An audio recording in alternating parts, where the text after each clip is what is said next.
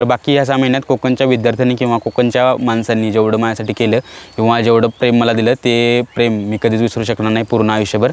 तर हे 6 महिने मी बेस्टच म्हणेल, पण आता पुढचं 6 महिने कसं काढतो हे मला कळलं झालं आहे. Hello guys, welcome back to my channel. तर या व्हिडिओमध्ये आज आपण बघणार आहे, जसं तुम्हाला मी मागल्या वेळी सांगितलं होतं की मी परमनंट ऑर्डर माझी राहिल्या किंवा बाकीच्या गोष्टी राहिल्यात. तर मागल्या मी 8-9 तारखेला कोल्हापूरला गेलो आणि तो बाकीचा तहसीलदार ऑफिसचा इश्यू कंप्लीट करून आलो आणि डायरेक्ट त्याच दिवशी मी तुम्हाला दाखवलं होतं त्या व्हिडिओमध्ये पण की फायनली ते पत्र ऑनलाईन दिले. 9 तारखेला मी पत्र दिलं होतं. आज 29 तारीख आहे आणि आज 29 तारखेला मला एक रजिस्टर लेटर मिळाले. हे रजिस्टर लेटर आहे RM ह्याच्यावर दिसू शकते आणि केदार कृष्णात पवार आणि बाकीच्या गोष्टी. डाकघर निरीक्षक गुहागर उपविभाग Shringartali, inspector of post Guhagar sub division Shringartali. हे परमनंट ऑर्डर आहे की नाही हे अजून मला पण माहीत नाही, कारण माझा एक मित्र होता दुसरा पलीकडला. तर त्यानं काहीतरी त्याच्या कामामध्ये काहीतरी दिरंगाई झाली किंवा काहीतरी प्रॉब्लेम झाला होता, त्यामुळे त्याला सेम या पद्धतीचं लेटर आलं होतं की तुम्ही कामात दिरंगाई केली आणि त्याबद्दल तुम्ही खुलासा करायला आणि लेखी उत्तर पाठवायला तुम्ही ऑफिसला यायचं आहे. तर मला तरी काय आयडिया नाही की नेमकं हे त्याबद्दलच असेल की कशाबद्दल असेल की नाही. मी तरी काय म्हणजे काम सगळं व्यवस्थित करतो आहे आत्तापर्यंत तरी केलं आहे, त्यामुळे मला तरी वाटत नाही ते ह्याच्याबद्दल असेल. पण आता ओपन केल्यावरच कळेल की नेमका काय विषय आहे. अरे पढ़ाई कर लो थोडा. असेल ते तुमच्या पुढ्यातच होऊ दे म्हणून मी हे ओपन करण्याचा प्रयत्न करणार आहे. तर बघू, तक्रारीचं नसेल असं मला वाटते. तर नाव तरी माझंच आहे सोडा. रजिस्टर करण्यासाठी चार्ज आहे 17 रुपये. 17 रुपये आणि एक्नॉलेज फी 3 रुपये, म्हणजे 17 आणि 3 20 रुपये लागतील. काय बघू, मला तरी खरोखर खूप एक्साइटमेंट आहे की नेमकं काय आहे. तर तुमको तो सजा जरूर मिलेगी. हे आहे order of engagement IPG final engagement. जी पहिला दिली होती ती 3 ऑगस्टला माझं जॉईनिंग होतं. त्या 3 ऑगस्टला दिली होती ती प्रोव्हिजनल होती, म्हणजे परमनंट नव्हती. पण ही आता जी ऑर्डर आहे ती परमनंट आहे. ह्याच्यावरती डिटेल्स अशा काय तुम्हाला हे करण्यासारख्या नाहीत, पण त्यामुळे तुम्ही बघू शकताय. तर ही परमनंट ऑर्डर आपल्याला फायनली मिळाली आहे. जवळजवळ 3 ऑगस्टला जॉईन केलं तर 27 जुलैला मी कोकणात आलो होतो. 3 ऑगस्टला माझं पूर्ण ते 3 दिवसात ट्रेनिंग बाकीच्या गोष्टी झाल्या आणि त्यानंतर मला जॉईनिंग लेटर मिळालं. 6 महिने कोकणात कसे गेले हे काही कळलंच नाही, लक्षात ठेवा.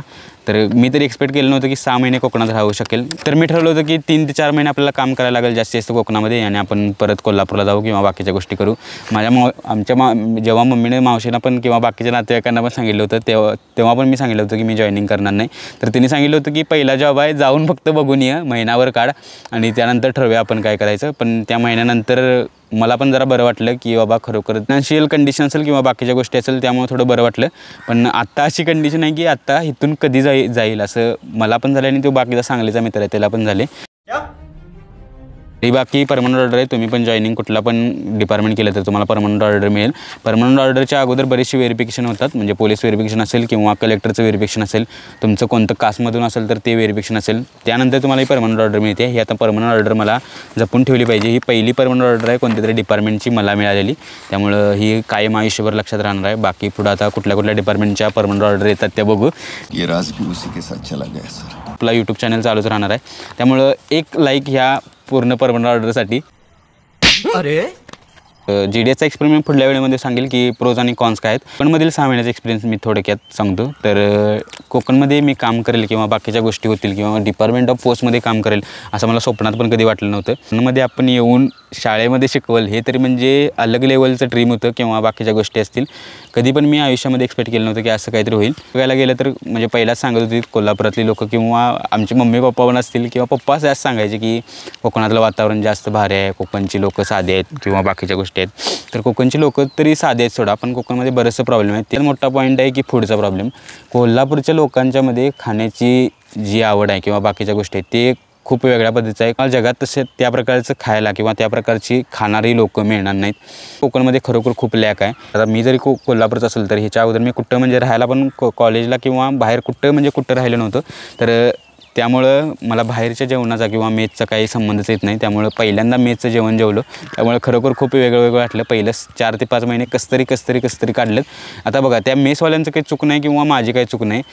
कोल्हापूरमध्ये मेसचं दर 2200 ते 2300 रुपये आहेत आणि त्या प्रकारचं जेवण पण आहे. तर मयूरदादांची मेस असेल ती बघितलं असेल, त्यामध्ये कसं काय जेवण होतं. मेसला अशा प्रकारचं जेवण असतं, इथं त्या प्रकारचं जेवण साध्या हॉटेलला असतं. ती 130 रुपयाला ती थाळी मिळते ती.